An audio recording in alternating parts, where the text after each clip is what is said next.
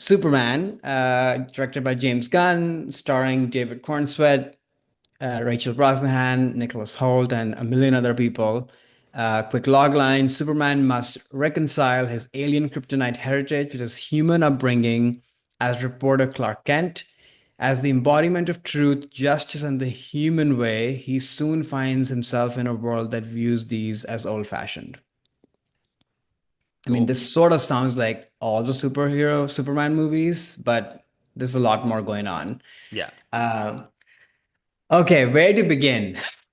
Well, what is your thought? Let's on Superman, like Corn Yeah, Sweat, the interpretation, and then we'll get because there is a this film is a lot. There's a lot in it's a here. lot. Yeah. Yeah. So what did you think of him? I think as a casting, when this was announced, first of all, I was very happy and excited because I'd seen this actor in a bunch of other TV shows, the Ryan Murphy shows, and he has the charisma and the look, but also has a lot more shades to him Hmm. as an actor. So I was very happy that, they cast him. In fact, pretty much the main three leads. We'll talk about Nicholas Hoult in a second, but I'm a huge Rachel Brosnahan fan. I think she's one of the best people working, and Marvelous Mrs. Maisel is one of the best shows ever made, in my opinion. So perfect casting between with the two of them, I guess. And then as an interpretation of the character, after this sort of dark, moody, angry Superman era that we've been in, I think it was a breath of fresh air to have Superman kind of go back to his original roots, if you will. Somebody who is standing for justice and doing the right thing at the same time is in a modern time where there are heady conflicts. Uh, and we'll talk more about the movie, but the conflicts that were most interesting to me were his conversation with Rachel Brosnahan. The love between the two of them, but also these ideological, intellectual arguments and conflicts about uh, what is right, what is not right, how far should one go? Is fighting for justice at the cost of just entering a country and doing whatever, or entering a space and taking full liberty as long as you're stopping a war? Is that good? Is that bad? Like, I think those heady ideas is at the core of Superman, which I thought was amazing. And then a little sparkle in the eye, which is the Right. humor aspect of Superman. And we'll get into the rest of the movie, how that plays. And I have mixed feelings on a lot of things in this movie. But as far as Superman as a character, like in those interactions where she's like, "How's this interview going?" And he said, I think I'm doing great. Yeah. So there's a little bit of that sparkle in him, which I Yeah. thought was really well captured by just the way they've interpreted the character and then the way Cornsweet plays it, where he's for the right, doing the right thing and fighting for justice and all of that. But at the same time, he's not dull. He's not boring. He has thoughts and ideas. He has anger in him, but also has delight and joy in him. It's like feels like a fully formed person, which is what you want to see in every movie, but especially a superhero movie because they often don't go there. These people feel like cardboard cutouts from Comic-Con hallways, and he feels like a real fully formed person, god or not. So I love the interpretation of him, and the actor is amazing. I thought. What did you think of the character?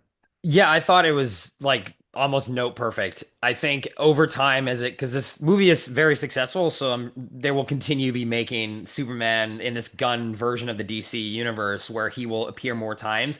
I definitely Hmm. could see this being my favorite Superman after a couple more outings with him. I mean, it'll be hard for me to separate the nostalgia of George Reeves and just him being my first kind of Superman. But putting that piece aside, I could easily see this being my favorite Superman. I mean, he really nailed the version of the Superman in the comics that I always liked, where he's fun and funny, but also like questioning some of his actions and not super self-assured.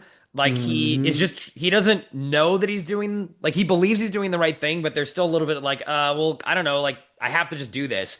And there's not so much of a dogmatic no, like I am always right. I am, I am the God who knows everything. There's no arrogance to him whatsoever. And I thought that humanized him a lot. I think that Hmm. the speech that he gives to Lex at the end of the film, when they're talking to each other, and he's like, "Look, I'm human. Like I wake up every day not knowing what to do, but I just put one foot in front of the other and try to do what I think is the right thing." Was I think the best like monologue capturing exactly who to me Superman represents. It's someone who Yeah. has this moral compass, but not in like a dogmatic way, and they're still struggling with that and just trying And to it's hard find. to do. It's very hard to do, especially in this world that is, so complicated. The one that, Gunn created this version of Earth.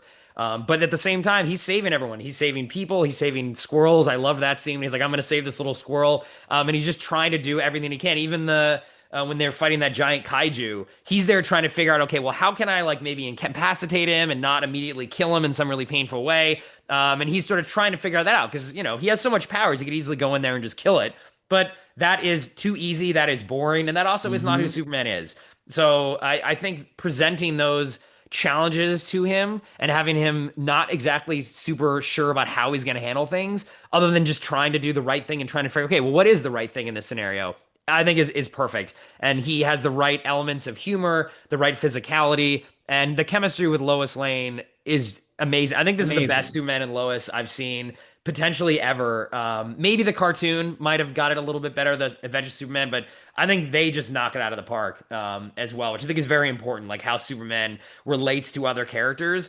But yeah, I think there's really nothing I can say negative about Corn Sweat. I'm super excited to see what they do with him next. And also one other thing I'll note too before we get into the overall film, I liked that he was a little bit depowered in the sense of you see him like not always able to overcome obstacles in a physical sense. So it's not just about trying to figure out, okay, what should I do that's right? But even doing that thing isn't like super easy to him. He's not, he's more of a modern comic Superman where he's been depowered as opposed to the, 50s, 60s, pre-crisis, it's called Superman, who basically can do anything. He can Hmm. blow his, with his own breath, he can move the earth or something. Like that's not the modern version of Superman in the comics. And I think this version of Superman, when the first time you see him, he's just lost his first battle. They say he's bleeding. He's Right. like, okay, crap. Now what do I do?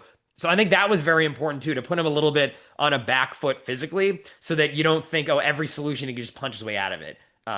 Yes, he can, but there's also it's gonna be tough. I thought that was very important versus like the Zack Snyder Superman, who did he was treated like a god, or even the Reeves Superman, which when he was Superman, he really was not very, very powerful and can kind of do anything. So I loved that they brought that element into this character. So yeah, I really have no complaints on Corn Sweat, and I'm excited to see what he'll do next.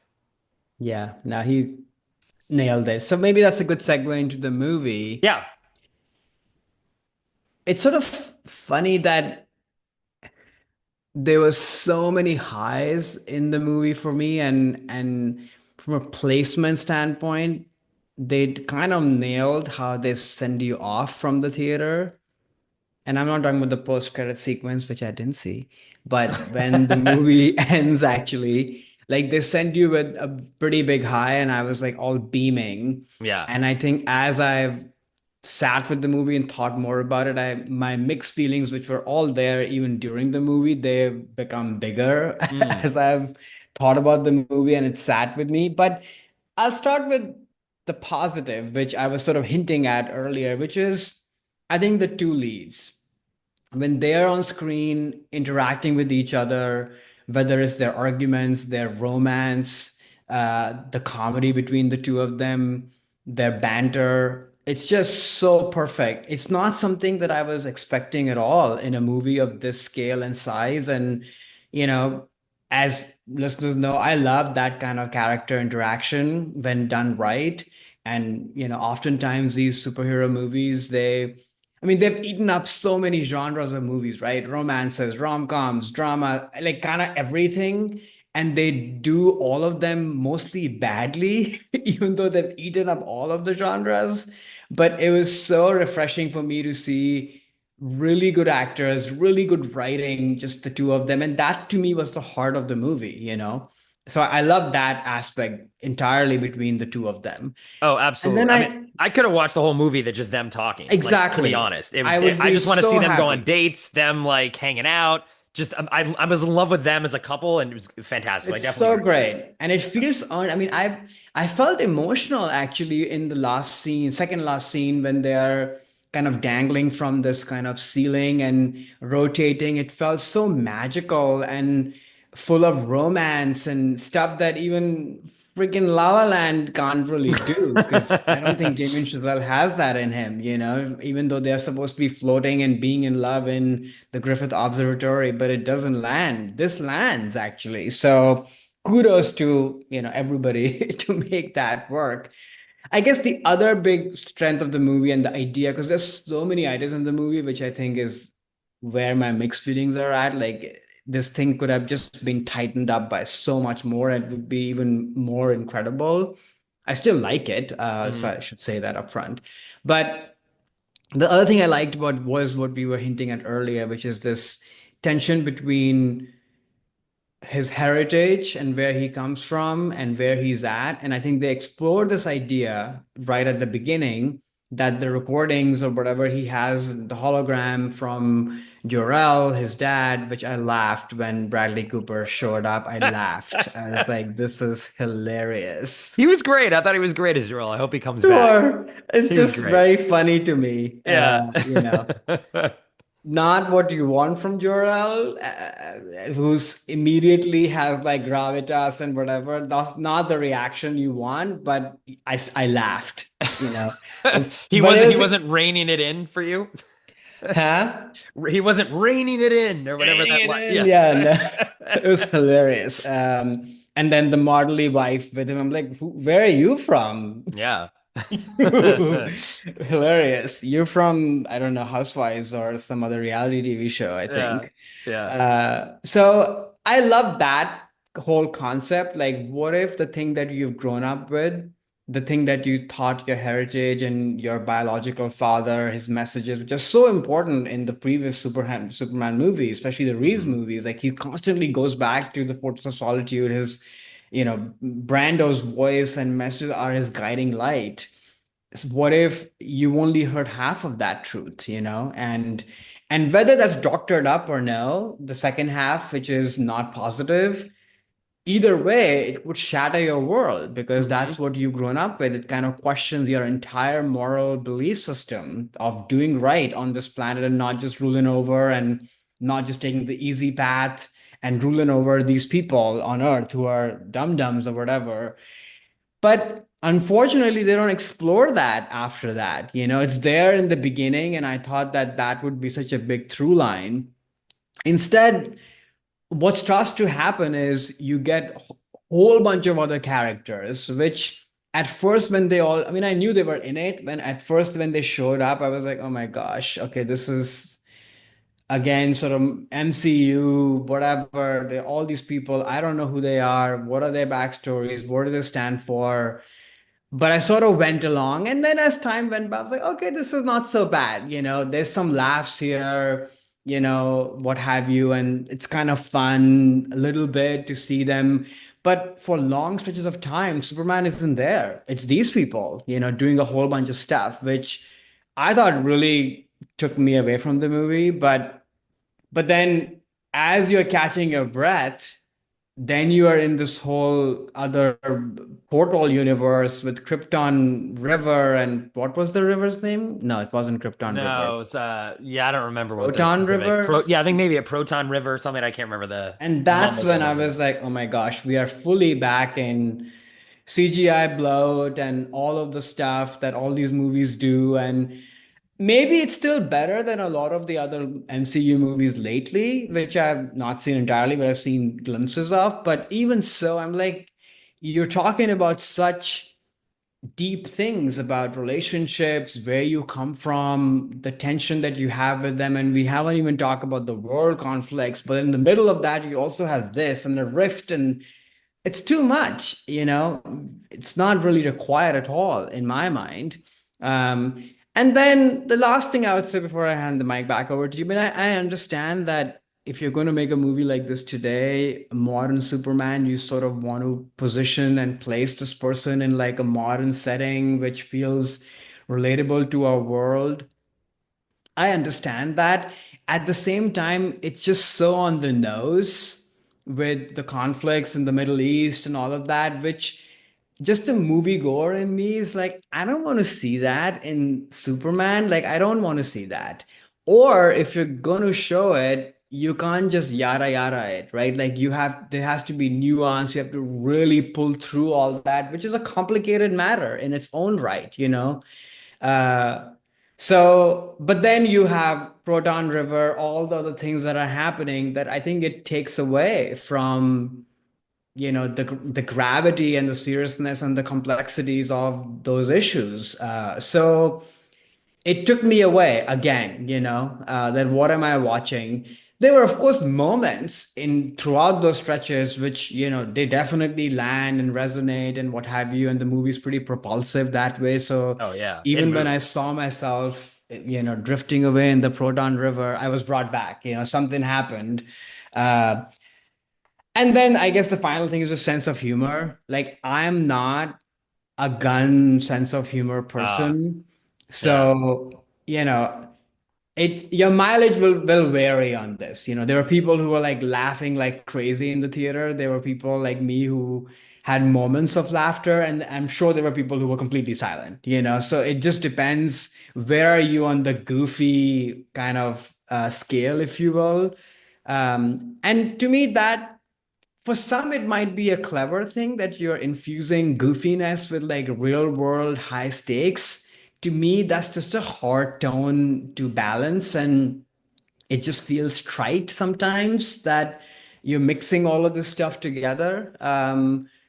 That said, I had a very good time overall. And I think I just come back to the two leads, how the movie is visually realized outside of the portal world. Like it feels really bright and propulsive. It's not some like dark sludge the way the Snyder movies were. Hmm. And it was interesting no matter what. I was never bored except for Proton River. I've said that 10 times.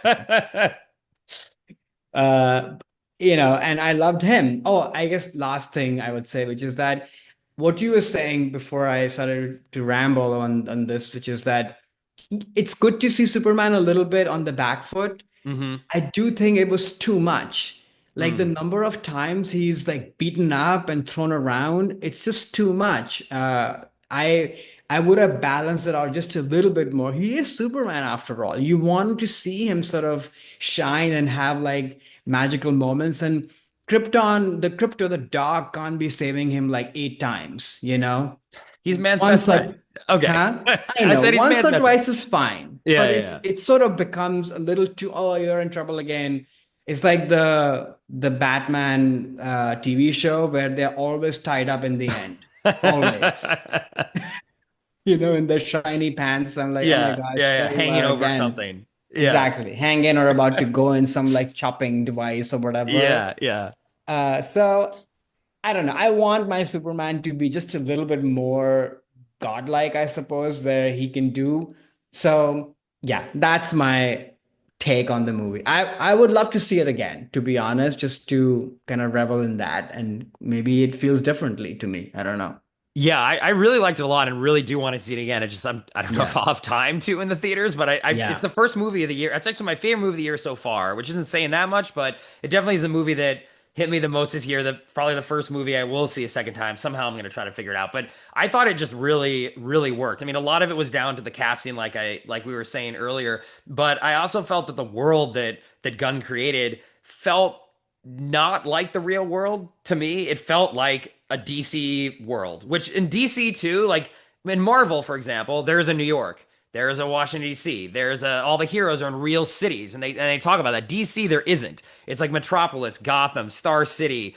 So it's a completely made up world, even with made up countries, which like the Hmm. conflict that they talk about in this movie are not two real countries in that exists on Earth. And DC always had that sort of separation from the real world that even some of the movies that Superman movies have, I think, tried to be a little too.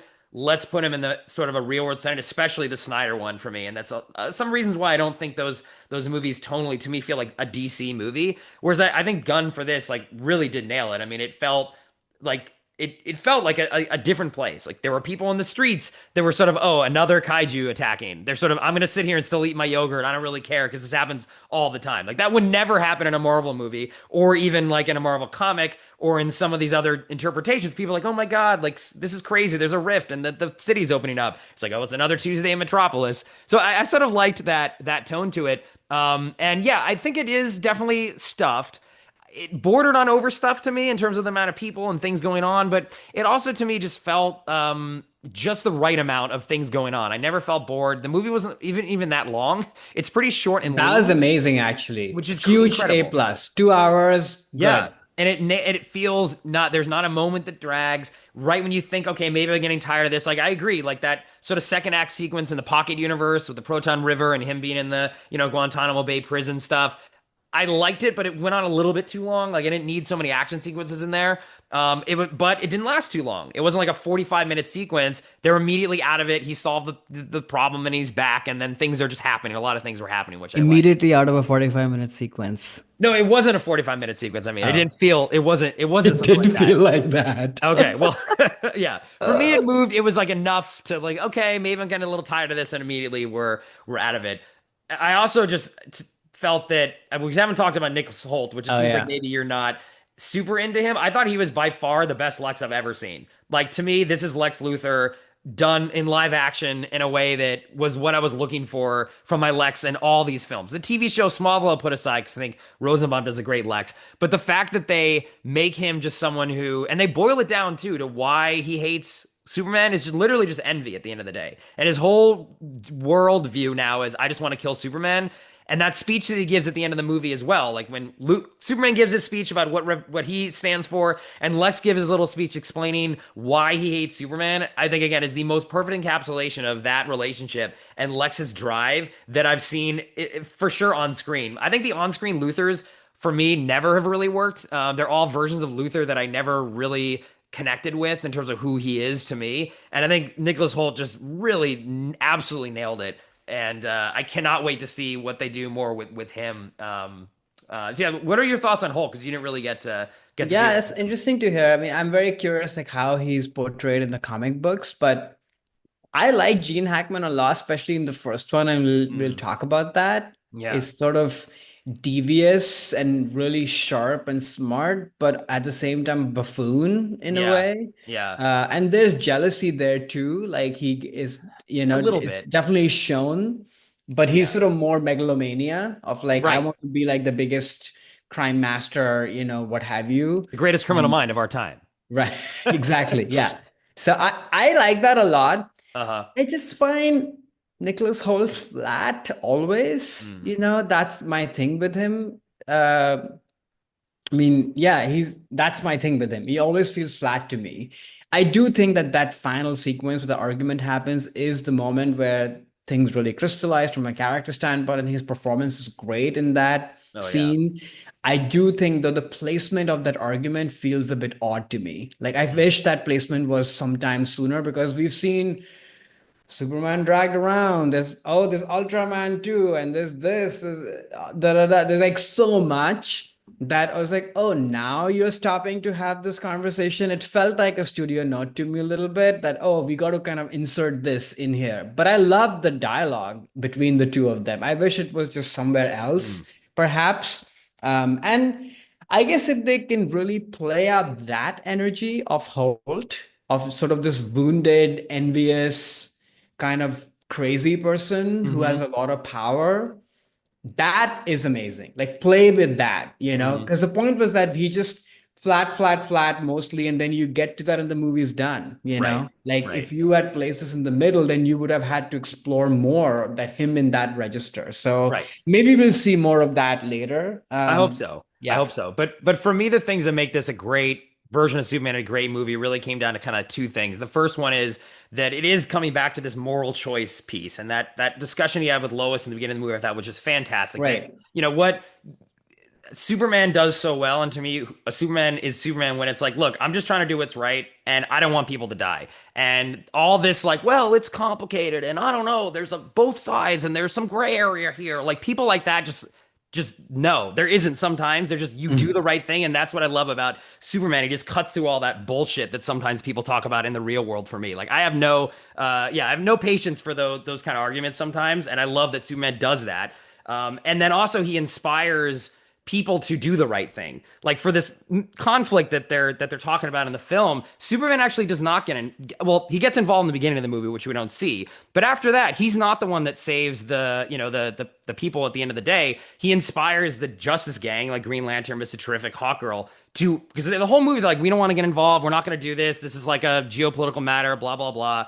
But it's Superman as a symbol inspired them Mm. to go in there and actually do the right thing and save the people. And that is very important to me. He has to be a role model that inspires others. And I love that Gunn did that. Superman wasn't the solve to all the problems, but he inspired people to be the best versions of themselves that they can be to go out and do it. So I loved that element of this. And then finally, to the Kents in this film, when we initially see them, I was Yeah. very taken aback because they are, to put it like sort of the best way possible. Very simple people, very, very simple folk. And at first, I was like, "This is not the Kents. This is really weird. I don't know how this is gonna sit with me." And then there's a scene that he has with Pa Kent, where Pa Kent is basically like, "Hey, look, like we're just here to give you love and love you in anything that you do, and we just hope you make the right choices." And it was the Kent's love, and not some grand speech. And I'm not like knocking the other versions of the Kents and other, media, but they're always like these, I'm going to give you a little speech, Clark, and teach you this morality thing and do like a, what's his name from Spider-Man, like an Uncle Ben thing about like with great Right. power comes, there's none of that. He's not pontificating. Superman is who he is and does the right thing because of the love that the Kent showed for him and letting him make mistakes and just do the right choice and believing in him and loving him is all that he needed. He didn't need a speech. He didn't need examples of showing this is what you should do or this is how you should act. And that to me, I was like, man, it really was emotionally resonant to me. I thought that was beautifully done, especially in I agree. comparison to Jor-El and how they talk about the Kryptonians here, where it's like, no, you must do this. This is your destiny. This is what you're supposed to do. The Kents did none of that, and I went from the beginning of the movie when they first appeared, like I don't know about this. This is not working for me. To thinking like actually this is the freshest, most different, and maybe best version of what they could do with the Kents in any medium. I'd never seen anything like this before in comics, cartoons, Elseworld stories. Like the Kents were just very, very simple people. I just really liked that actually in this film. So those are the two reasons for me why this movie is just very, very good. And will probably grow in stature for me. I mean, it's not my favorite Superman film. We'll get into that when we talk about the films, but I think I'll like this more and more every time I see it. Yeah, I love that point about the Kents. I think that was amazingly handled just from how they're shown, their physicality, how they Hmm. interact with him, how he is with them. Like the movie sort of stops a little bit, which is kind of refreshing. Um, I only wish there was more of that, Hmm. Yeah, there's and which is maybe a good thing, but like I would cut some of the other things that are so overstuffed in my mind, like spend more time over there because that can't be easy either, right? If you really think about it, like they are from a totally different background than he is. And not just Krypton, but also the other modern real world that he's been living in. Like right. the Kent seem to have a very different life overall. And I mean, I hear you that DC's in a different world, but it's pretty clear what world this is, you know?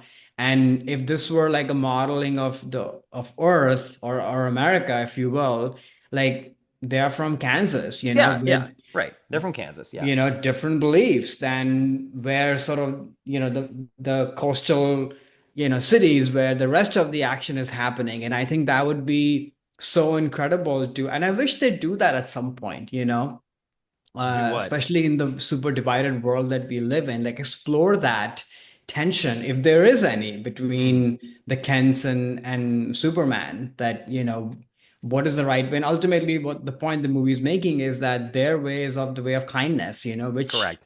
is definitely something that I really abide by. Like, it doesn't matter what, I mean, it does matter what side you're on, how you view the world, but what matters most is how you treat other people Right. and the space you provide them and such, right? So that was beautifully handled. Interesting point on him not saving the world and inspiring other people to do so. That didn't land on me actually. Mm. With the Justice Gang, whatever people. Maybe I need to watch the second time because if you look at it from that lens, that is interesting actually. That he's not the only one saving the day. Other people are also doing it, and he's inspiring them to do so. It didn't land on me. Ah, Yeah, maybe in a second. Maybe in a second maybe a viewing. second viewing. Exactly. Um, Yeah, Great. So it sounds like we have a little, you're more mixed than I am on the film, but both of us recommend it, and it's something that sounds like we're definitely. both gonna see again. Hey, so if you like that discussion, make sure to click the link below. That's the full episode that we have where we delve not only into our thoughts on Superman as a character, but also a bunch of his other theatrical films like the first Superman, the Superman Donner cut, Superman Returns. So be sure to click on that and also subscribe because every 2 weeks, Karan and I will come to you to discuss a new filmmaker that we love, the latest movie that they're making, and then our top threes on other films that we love of theirs. So hopefully see you on the next video.